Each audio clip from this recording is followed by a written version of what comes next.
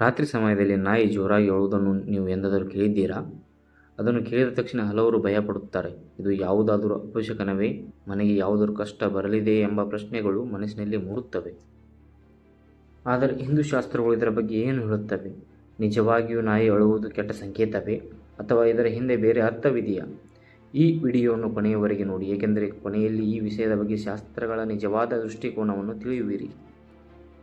ಹಿಂದೂ ಧರ್ಮದಲ್ಲಿ ನಾಯಿ ಸಾಮಾನ್ಯ ಪ್ರಾಣಿಯಲ್ಲ. ಭೈರವ ದೇವರ ವಾಹನವಾಗಿ ನಾಯಿಯನ್ನು ಪರಿಗಣಿಸಲಾಗುತ್ತದೆ. ಯಮಧರ್ಮರಾಜರ ದ್ವಾರದ ಕಾವಲುಗಾರರು ನಾಯಿಗಳೆಂದು ಕೆಲವು ಪುರಾಣಗಳಲ್ಲಿ ಉಲ್ಲೇಖವಿದೆ.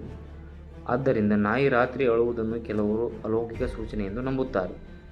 ಜನಪ್ರಿಯ ನಂಬಿಕೆಯ ಪ್ರಕಾರ ನಾಯಿ ನಿರಂತರವಾಗಿ ಒಂದು ಮನೆಯ ಕಡೆ ನೋಡುತ್ತಾ ಅಳುತ್ತಿದ್ದರೆ ಅದು ಆ ಮನೆಯವರ ಜೀವನದಲ್ಲಿ ಯಾವುದಾದರೂ ಬದಲಾವಣೆ ಅಥವಾ ಕಷ್ಟ ಸೂಚನೆಯಾಗಿರಬಹುದು ಎಂದು ಹೇಳಲಾಗುತ್ತದೆ. ಆದರೆ ಮುಖ್ಯವಾದ ವಿಷಯವೇನೆಂದರೆ, ವೇದಗಳು ಅಥವಾ ಪ್ರಮುಖ ಹಿಂದೂ ಶಾಸ್ತ್ರಗಳು ನಾಯಿ ಅಳುವುದು ಎಂದರೆ ಖಂಡಿತವಾಗಿಯೂ ಅಪಶಕನವು ಎಂದು ಸ್ಪಷ್ಟವಾಗಿ ಹೇಳುವುದಿಲ್ಲ. ಪ್ರಾಣಿಗಳಿಗೆ ಮಾನವರಿಗಿಂತ ಶ್ರವಣ ಮತ್ತು ವಾಸನೆ ಗ್ರಹಿಸುವ ಸಾಮರ್ಥ್ಯವಿದೆ.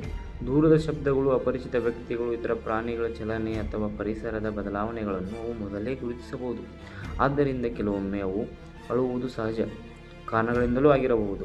ಹೀಗಾಗಿ ಕೇವಲ ನಾಯಿ ಅಳುತ್ತಿದೆ ಎಂದು ಭಯಪಡುವ ಅಗತ್ಯವಿಲ್ಲ.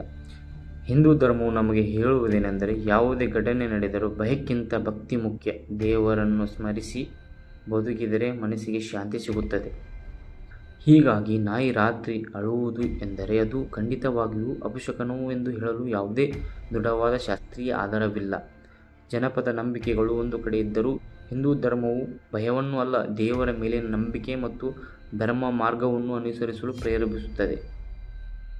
ಈ ಮಾಹಿತಿ ನಿಮಗೆ ಉಪಯುಕ್ತವಾಗಿದ್ದರೆ ವಿಡಿಯೋಗೆ ಒಂದು ಲೈಕ್ ಮಾಡಿ, ನಿಮ್ಮ ಅಭಿಪ್ರಾಯವನ್ನು ಕಾಮೆಂಟ್ನಲ್ಲಿ ತಿಳಿಸಿ ಮತ್ತು ಹಿಂದೂ ಶಾಸ್ತ್ರ, ಪುರಾಣ ಹಾಗೂ ಆಧ್ಯಾತ್ಮಿಕ ವಿಷಯಗಳಿಗಾಗಿ ನಮ್ಮ ಚಾನಲನ್ನು ಸಬ್ಸ್ಕ್ರೈಬ್ ಮಾಡಿ. ಧನ್ಯವಾದಗಳು.